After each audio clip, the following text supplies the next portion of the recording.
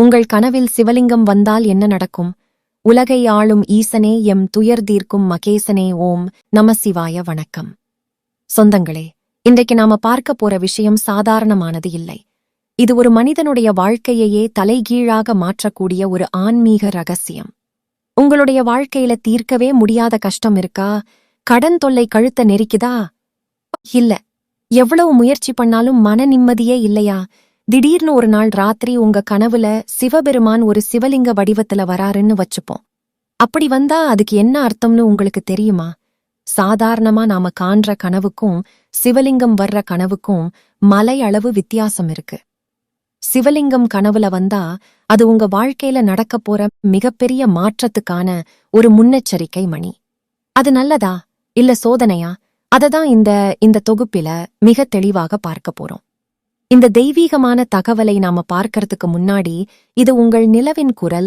தொடர்ந்து இது போன்ற வீடியோக்களை பார்ப்பதற்கு மறக்காமல் நமது சேனலை சப்ஸ்கிரைப் செய்து வைத்துக் கொள்ளவும்.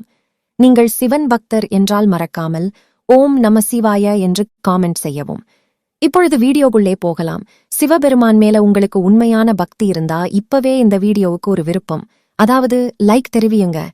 நீங்க போடுற அந்த ஒரு லைக் இந்த ஆன்மீக தகவல் இன்னும் நிறைய சிவபக்தர்களுக்கு போய் சேர உதவியாயிரே இருக்கும். அந்த புண்ணியம் உங்களையே சேரும். சரி, இப்ப விஷயத்துக்கு வருவோம். கனவுகள்ங்கிறது ஆழ்மனதோட வெளிப்பாடுன்னு அறிவியல் சொல்லலாம். ஆனா சிவபுராணமும் சைவ சித்தாந்தமும் என்ன சொல்லுது தெரியுமா? கனவு என்பது இறைவனின் மொழி. இறைவன் நம்மகிட்ட நேரடியாக பேச முடியாதப்போ கனவுகள் மூலமாதான் சிக்னல் கொடுப்பாரு. அதுலயும் குறிப்பா சிவலிங்கம் கனவுல வருதுன்னா நீங்க சாதாரண ஆள் இல்ல. உங்க மேல ஈசனுக்கு ஒரு தனி பார்வை விழுந்துருச்சுன்னு அர்த்தம். இன்னைக்கு இந்த முதல் பாகத்துல சிவலிங்கம் எந்தெந்த வடிவத்துல வந்தா என்ன பலன், அதுவும் குறிப்பா உடைஞ்ச லிங்கம் வந்தா ஆபத்தா இல்ல அபிஷேகம் பண்ற மாதிரி வந்தா யோகமா, இப்படி எல்லாத்தையும் விரிவா பார்க்க போறோம். தயவு செஞ்சு இந்த வீடியோவை இடையில எங்கேயும் நிறுத்தாம முழுமையா பாருங்க. ஏன்னா பாதியில தெரிஞ்சுக்கிற அறிவு ஆபத்தானது. முதல்ல சிவலிங்கம்னா என்னன்னு புரிஞ்சுக்கோங்க. அதுக்கு உருவம் கிடையாது, அதே சமயம் அது அருவமும் கிடையாது. உருவம்னு சொல்லுவாங்க. அதாவது வடிவம் இல்லாத இறைவனை ஒரு வடிவத்துக்குள்ள கொண்டு வருதுதான் லிங்கம். உங்க கனவுல சிவலிங்கம் வருதுன்னா உங்க வாழ்க்கையில இதுவரைக்கும் இருந்த குழப்பங்கள் எல்லாம் முடிவுக்கு வந்து ஒரு தெளிவு பிறக்க போகுதுன்னு அர்த்தம். குறிப்பா சொல்லணும்னா, நீண்ட நாளா தீராத நோய் இல்லைன்னா கோர்ட் வழக்கு, குடும்ப சண்டை, இதெல்லாம் ஒரு முடிவுக்கு வரப்போகுதுங்கிறதுக்கான முதல் அறிகுறிதான் இந்த கனவு. ஆனா அதுல ஒரு சூட்சுமம் இருக்கு. அந்த சிவலிங்கம் எப்படி இருந்தது? அது கருப்பா இருந்ததா, வெள்ளையா இருந்ததா, இல்ல அது மேல பூக்கள் இருந்ததா? இத வச்சுதான் பலன்கள் மாறும். வாங்க ஒவ்வொன்னா பார்ப்போம். முதலாவதாக கருப்பு நிற சிவலிங்கம். பெரும்பாலான கோவில்கள்ல நாம பார்க்கிறது கருங்கல்லாலான சிவலிங்கம் தான். உங்க கனவுல நல்ல அடர்த்தியான கருப்பு நிறத்துல பழபழன்னு ஒரு சிவலிங்கத்தை பாத்தீங்கன்னா அதுக்கு என்ன அர்த்தம் தெரியுமா? கர்ம வினைகள் அழிய போகிறதுன்னு அர்த்தம். சனி பகவானால் ஏற்படக்கூடிய தொல்லைகள், 7.5 சனி, அஷ்டம சனி நடக்கிறவங்களுக்கு இந்த கனவு வந்தா சனியோட தாக்கம் குறைஞ்சு சிவபெருமானோட பாதுகாப்பு வளையத்துக்குள்ள நீங்க இசை வந்துட்டீங்கன்னு அர்த்தம். தொழில்ல உங்களுக்கு இருந்த எதிரிகள், கண் திருஷ்டி எல்லாமே தவிடு பொடி ஆகிடும். இது ஒரு வெற்றி தேடி தர்ற கனவு. இரண்டாவதாக வெள்ளை நிற சிவலிங்கம். இது ரொம்ப அபூர்வம். கனவுல தூய வெள்ளை நிறத்துல ஒரு லிங்கத்தை பார்த்தீங்கன்னா அது மன அமைதி மற்றும் ஆன்மீக முன்னேற்றத்தோட அடையாளம்.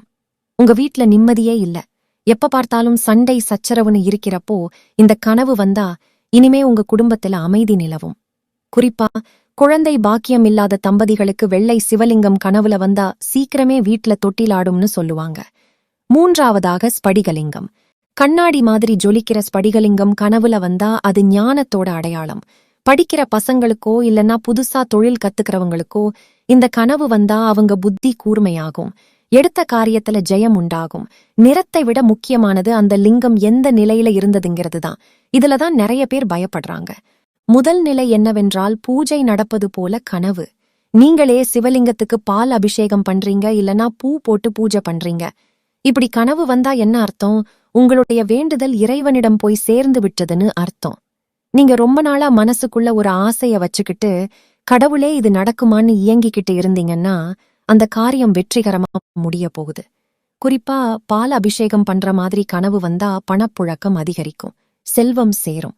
அடுத்த நிலை மலர்களால் அலங்கரிக்கப்பட்ட லிங்கம். லிங்கம் முழுசா பூக்களால மூடப்பட்டிருக்கு, பார்க்கவே கண்கொள்ளா காட்சியா இருக்குன்னு வச்சுப்போம். இது சுப காரியம் நடக்க போறதுக்கான அறிகுறி. வீட்டுல கல்யாணம் தடப்பட்டுக்கிட்டே இருக்கு, இல்லன்னா புது வீடு கட்ட முடியலன்னு கஷ்டப்படுறவங்களுக்கு இந்த கனவு ஒரு வரப்பிரசாதம். மங்களகரமான செய்திகள் உங்களை தேடி வரும். அடுத்தது ரொம்ப முக்கியமான விஷயம், சிதலம்டைந்த அல்லது உடைந்த லிங்கம். இத சொல்லும்போதே மனசுக்கு கஷ்டமாதான் இருக்கு. இருந்தாலும் உண்மையை சொல்லித்தானே ஆகணும்.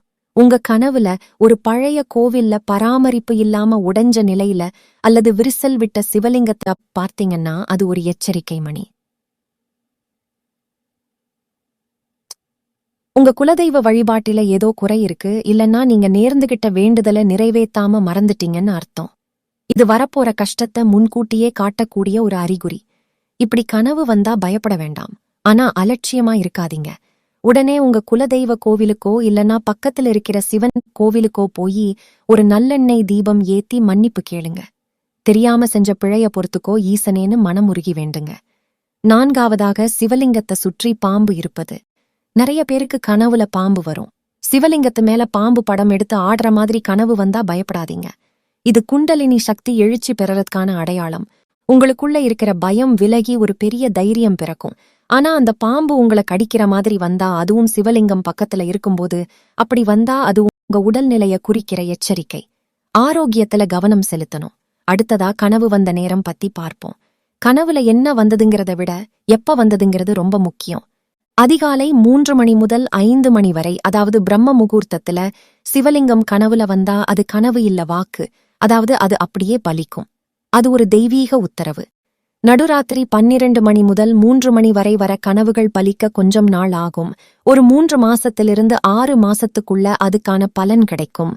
மாலை நேரம் அல்லது தூக்க கலக்கத்துல வர்ற கனவுகள் பெரும்பாலும் நம்ம மனசுல இருக்கிற சிந்தனையா இருக்கலாம். இதுக்கு பெரிய அளவுல பலன் இருக்காது. ஆனா ஒரு முக்கியமான விஷயம், சிவலிங்கம் கனவுல வந்த பிறகு உங்களுக்கு பயம் வந்ததா இல்லன்னா மனசுக்குள்ள ஒரு அமைதி வந்ததா? எப்பவுமே இறைவனோட கனவு பயமுறுத்தாது. கனவு கண்டு முடிச்சதும் நீங்க விழிச்சு பார்க்கிறப்போ மனசு லேசாவும் ஒருவிதமான சந்தோஷத்திலையும் இருந்தா அது 100% நல்ல கனவு. நண்பர்களே, இதுவரைக்கும் சிவலிங்கத்தோட நிறங்கள், அது இருக்கிற நிலைகள் பத்தி பார்த்தோம். ஆனா இது வெறும் ஆரம்பம்தான். இன்னும் பஞ்சபூத லிங்கங்கள் கனவுல வந்தா என்ன அர்த்தம்? உதாரணத்துக்கு நெருப்பா எரியிற லிங்கம் இல்லனா தண்ணிக்குள்ள இருக்கிற லிங்கம்.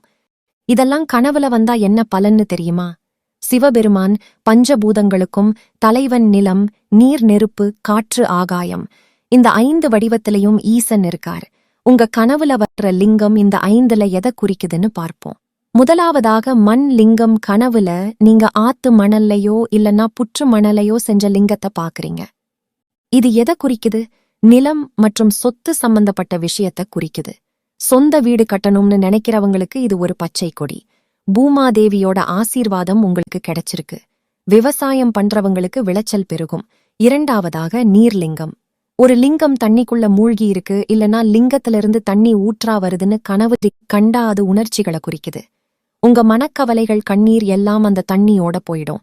குறிப்பா கடன் பிரச்சனையில் இருக்கிறவங்களுக்கு அந்த பிரச்சனை தண்ணியா கரைஞ்சு போகுங்கிறதுக்கு இது ஒரு அறிகுறி. 3வதாக அக்னிலிங்கம். திருவண்ணாமலை நினைவு இருக்கா? அது அக்னி ஸ்தலம். கனவுல சிவலிங்கம் செக்கச்சிவப்பா நெருப்பு மாதிரி ஜொலிச்சாலோ இல்லனா லிங்கத்தை சுத்தி தீபம் எரிஞ்சுகிட்டு இருந்தாலோ அது ஞானம் மற்றும் அதிகாரம்.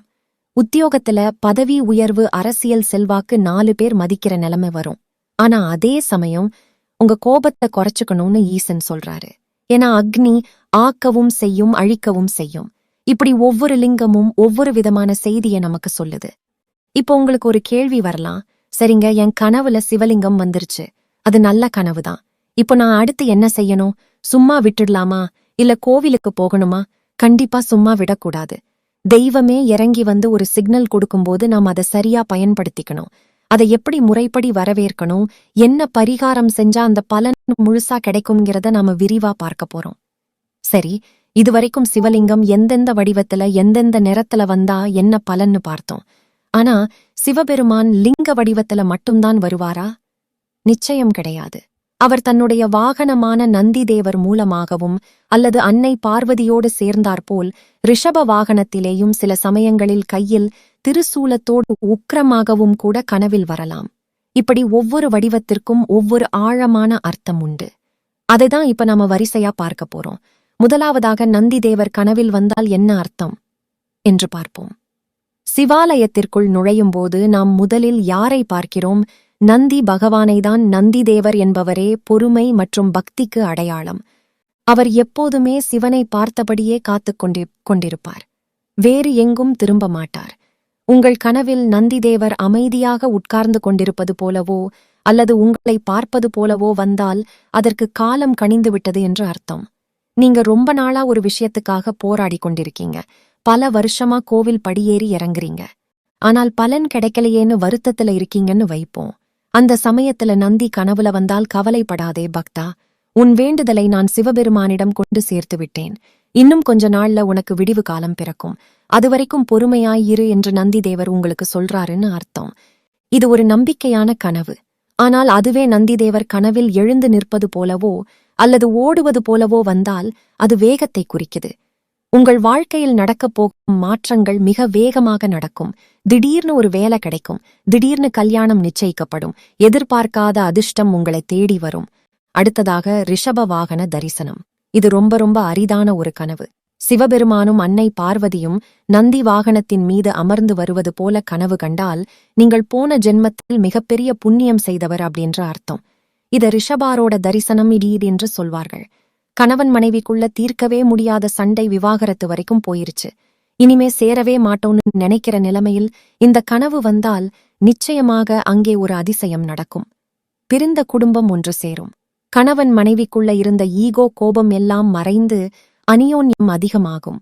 குடும்ப ஒற்றுமைக்கு இதைவிட சிறந்த கனவு வேறெதுவும் இல்லை. அடுத்தது திரிசூலம். கனவில் வந்தால் என்ன பலன்?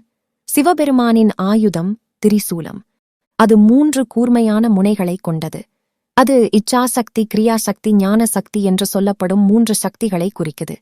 உங்கள் கனவில் வெறும் திரிசூலம் மட்டும் தனியாக தரையில் ஊன்றி இருப்பது போலவோ அல்லது சிவபெருமான் கையில் திரிசூலத்தை ஏந்தியிருப்பது போலவோ வந்தால் அதற்கு 2 அர்த்தங்கள் உண்டு.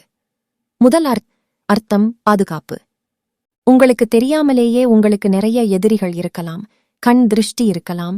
செய்வினை கோளாறுகள் இருக்கலாம். இதையெல்லாம் அந்த திரிசூலம் எப்படி சுக்குநூறாக உடைக்குமோ அதே போல உங்கள் எதிரிகளின் சதித்த திட்டங்களை சிவபெருமான் அழித்துவிட்டார் என்று அர்த்தம். உங்களுக்கு இனிமேல் பயம் தேவையில்லை. இரண்டாவது அர்த்தம் எச்சரிக்கை. திரிசூலம் கனவில் வரும்போது நீங்க ஏதாவது சத்தியம் செய்து கொடுத்துட்டு அதை காப்பாத்தாம இருக்கீங்களான்னு யோசிச்சு பாருங்க. அல்லது குலதெய்வத்துக்கு செய்ய வேண்டிய நேர்த்தி கடனை செய்யாமல் வச்சிருக்கீங்களான்னு பாருங்க. அப்படி ஏதாவது பாக்கி இருந்தால் அதை உடனே நிறைவேற்றணும்னு ஈசன் உங்களுக்கு நினைவுபடுத்துறாரு. அதை தள்ளி போடாதீங்க. அடுத்ததாக சிவனடியார்கள் அல்லது சாதுக்கள் கனவில் வந்தால் சில பேருக்கு சாமி நேரடியாக வராது. ஆனால் காவி உடை அணிந்த சாதுக்கள் அல்லது சிவனடியார்கள் கனவில் வந்து விபூதி கொடுப்பது போல கனவு வரும். இது சாதாரண விஷயமில்லை. இதை குரு அருள் என்று சொல்வார்கள். குரு பார்க்கக்கூடி நன்மை என்று ஒரு பழமொழி உண்டு. ஒரு சாது உங்கள் கனவில் வந்து விபூதியோ பழமோ அல்லது ருத்ராட்சமோ கொடுப்பது போல கனவு கண்டால் உங்களுக்கு இருக்கிற தீராத நோய் தீரப்போகிறது என்ற அர்த்தம். மருத்துவத்தால கூட குணப்படுத்த முடியாத வியாதிகள் இறைவனோட அருளால் குணமாகவும் நேரம் வந்துவிட்டது. இந்த கனவு வந்தா நீங்க மனதார நம்பலாம், உங்க கஷ்டம் கரைஞ்சு போச்சு. அடுத்தது ருத்ராட்சம். கனவில் வந்தால் ருத்ராட்சம் என்பது சிவபெருமானின் கண்ணீர் என்று சொல்லுவாங்க. கனவுல நீங்க ருத்ராட்ச மாலையை பார்ப்பது போலவோ அல்லது யாராவது உங்களுக்கு ருத்ராட்சம் போடுவது போலவோ வந்தால் அது ஞானம் மற்றும் வைராக்கியத்தின் அடையாளம். உங்களுக்கு கெட்ட பழக்கங்கள் ஏதாவது இருந்தால், உதாரணத்துக்கு மது அருந்துறது, புகை பிடிக்கிறதுன்னு இருந்தால் அதிலிருந்து வெளியே வர முடியாமல் தவிக்கிறவங்களுக்கு இந்த கனவு ஒரு வழிகாட்டி. ஈசன் உங்கள புனிதமான பாதைக்கு கூப்பிடுறாரு. அந்த கெட்ட பழக்கத்தை விடுறதுக்கான மன உறுதியை அவர் உங்களுக்கு கொடுக்கிறாரு. சரி நண்பர்களே, இதுவரைக்கும் கனவுகளுக்கான பலன்களை பார்த்தோம். இப்போதான் நாம வீடியோவோட மிக முக்கியமான பகுதிக்கு வந்திருக்கோம். சிவபெருமான் கனவில் வந்துட்டார், சந்தோஷம். ஆனால் அதுக்கப்புறம் நாம சும்மா இருக்கலாமா? அடுத்த நாள் காலையில எழுந்ததுமே நாம செய்ய வேண்டிய முக்கியமான பரிகாரங்கள் என்ன? எதை செய்தால் அந்த கனவோட முழு பலனும் நமக்கு கிடைக்கும்? எதை செய்தால் வரப்போகும் ஆபத்து விலகும்? இது எதையுமே தெரியாம கனவு மட்டும் கண்டுட்டு விட்டுட்டா அது சாப்பாட்டை சமைச்சிட்டு சாப்பிடாம விடுறதுக்கு சமம். நிறைய பேர் செய்யற தப்பு என்ன தெரியுமா? ராத்திரி ஒரு நல்ல கனவு வரும், சிவலிங்கத்தை பார்த்திருப்பாங்க. ஆனா காலையில எழுந்ததும் அடடா சூப்பர் கனவுன்னு நினைச்சிட்டு அப்படியே பல் தேய்ச்சிட்டு காப்பி குடிச்சிட்டு அவங்க வேலைய பார்க்க போயிருவாங்க. அப்படி செஞ்சா அந்த கனவோட பலன் முழுசா நமக்கு கிடைக்காது. ஒரு தெய்வீகமான கனவு வந்தா அத கொண்டா வர்ற அதிர்வலைகளை நாம தக்க வச்சுக்கணும். அதுக்கு என்ன செய்யணும்னு வரிசையா சொல்றேன், குறிச்சு வச்சுக்கோங்க. முதல் விஷயம், அதிகாலையில பிரம்ம முகூர்த்தத்துல, அதாவது 3 மணியிலிருந்து 5 மணிக்குள்ள இந்த மாதிரி கனவு வந்து முழிப்பு தட்டுச்சுன்னா தயவு செஞ்சு மறுபடியும் போய் படுத்து தூங்காதீங்க. அந்த கனவை மனசுக்குள்ளேயே அசை போடுங்க. ஓம் நமசிவாயன்னு சொல்லிக்கிட்டே இருங்க. மறுபடியும் தூங்குனா அந்த கனவோட தாக்கம் குறைஞ்சிடும். 2வது விஷயம், எழுந்ததும் சுத்தமா குளிச்சுட்டு உங்க வீட்டு பூஜை அறைக்கு போங்க. அங்கே சிவபெருமான் படத்துக்கோ அல்லது லிங்கத்துக்கோ ஒரு தீபம் ஏத்துங்க. விளக்கெண்ணெய் அல்லது நெய் ஊற்றி தீபம் ஏத்துறது ரொம்ப விசேஷம். தீபம் ஏத்திட்டு இறைவா என் கனவுல வந்து காட்சி கொடுத்ததுக்கு நன்றி. இது நல்ல கனவா இருந்தா அது அப்படியே பலிக்கணும். ஒருவேளை இது எச்சரிக்கை கனவா இருந்தா வரப்போற ஆபத்துல இருந்து என்னை காப்பாத்துன்னு மனமுருகி வேண்டுங்க. இது ரொம்ப ரொம்ப முக்கியம். 3வது விஷயம், வெறும் கையோட போகாம சிவனுக்கு பிடிச்ச வில்வ இலைகளை வாங்கி கொடுத்து அர்ச்சனை பண்ணுங்க. வில்வம் சிவனுக்கு ரொம்ப உகந்தது. என் கர்ம வினைகள் தீரணும்னு சொல்லி அர்ச்சனை பண்ணுங்க. 4வது விஷயம், இது ரொம்ப முக்கியம். அன்னதானம். சிவபெருமான் பிச்சாடனார் கோலத்துல வந்து பிச்சை எடுத்தவர். அதனால சிவனுக்கு நன்றி சொல்றதுக்கு சிறந்த வழி பசியா இருக்கிற யாருக்காவது சாப்பாடு போடுறதுதான். பெரிய அளவுல செய்யணும்னு அவசியம் இல்ல. கோவிலுக்கு வெளியில இருக்கிற ஏழைகளுக்கோ அல்லது வாயில்லா ஜீவன்களுக்கோ ஒரு கைப்பிடி சாப்பாடு அல்லது ஒரு பிஸ்கட் பாக்கெட் வாங்கி கொடுத்தா கூட போதும். ஈஸ்வர் அர்ப்பணம்னு சொல்லி அதை கொடுங்க. நீங்க செய்யற அந்த சின்ன தர்மம் உங்க கனவோட பலனை 100 மடங்கு அதிகரிக்கும். கடைசியா ஒரு எச்சரிக்கை, உங்க கனவை யார்கிட்ட சொல்லலாம், யார்கிட்ட சொல்லக்கூடாது. நிறைய பேர் சந்தோஷத்துல நான் நேத்து ராத்திரி சிவன் கனவு கண்டேன் தெரியுமா, என்ன பாக்குறவங்க கிட்ட எல்லாம் சொல்லுவாங்க. அப்படி சொல்லவே கூடாது. குறிப்பா நம்பிக்கை இல்லாதவங்க கிட்டயோ அல்லது உங்க மேல பொறாமப்படுறவங்க கிட்டயோ உங்க கனவை சொன்னீங்கன்னா கண் திருஷ்டி பட்டு அந்த கனவோட சக்தி குறைஞ்சிடும். உங்க குருநாதர் கிட்ட சொல்லலாம் அல்லது ரொம்ப நெருக்கமான ஆன்மீக நம்பிக்கை உள்ள நண்பர்கள் கிட்ட மட்டும் சொல்லலாம். முடிஞ்ச வரைக்கும் அது பலிக்கிற வரைக்கும் ரகசியமா வச்சிருக்கிறது நல்லது. வாழ்க்கைங்கிறது ஒரு போர்க்களம் மாதிரி. இதுல நமக்கு துணையா இருக்கிறது இறைவனோட அருள் மட்டும்தான். சிவபெருமான் கனவுல வரார்னா அவர் உங்களை கைவிடல, உங்க கூடவே இருக்கார்னு அர்த்தம். அந்த கனவை ஒரு சாதாரண விஷயமா கடந்து போகாம அது இறைவனே உங்களுக்கு கொடுத்த ஒரு அழைப்பிதழன்னு நினைச்சு சந்தோஷப்படுங்க. உங்க கனவுல சிவபெருமான் எந்த வடிவத்துல வந்தாரு? லிங்கமா, நடராஜரா, இல்ல வேற ஏதாவது வடிவமா? கீழே கமெண்ட்ல சொல்லுங்க. சிவனே போற்றின்னு கமெண்ட் பண்ணுங்க. நாம எல்லாரும் சேர்ந்து ஈசனை வழிபடுவோம். தொகுப்புல கனவுகளை பற்றி ஓரளவு முழுமையா தெரிஞ்சிருப்பீங்கன்னு நம்புறேன். இந்த தகவல் உங்களுக்கு பயனுள்ளதா இருந்தா உங்க நண்பர்களுக்கும் உறவினர்களுக்கும் ஷேர் பண்ணுங்க. நமது சேனலை இதுவரைக்கும் சப்ஸ்கிரைப் பண்ணாதவங்க மறக்காம சப்ஸ்கிரைப் பண்ணிக்கோங்க. இன்னும் நிறைய ஆன்மீக ரகசியங்கள், சித்தர்கள் வரலாறு, கோவில் சிறப்புகள்ன்ற பல விஷயங்கள் உங்களுக்காக காத்துக்கிட்டு இருக்கு. எல்லாரும் சந்தோஷமா இருங்க. எப்போவெல்லாம் கஷ்டம் வருதோ அப்போவெல்லாம் மனசுக்குள்ள சொல்லுங்க, தென்னாடுடைய சிவனே போற்றி, எந்நாட்டவருக்கும் இறைவா போற்றி. விடை பெறுகிறேன். நன்றி, வணக்கம்.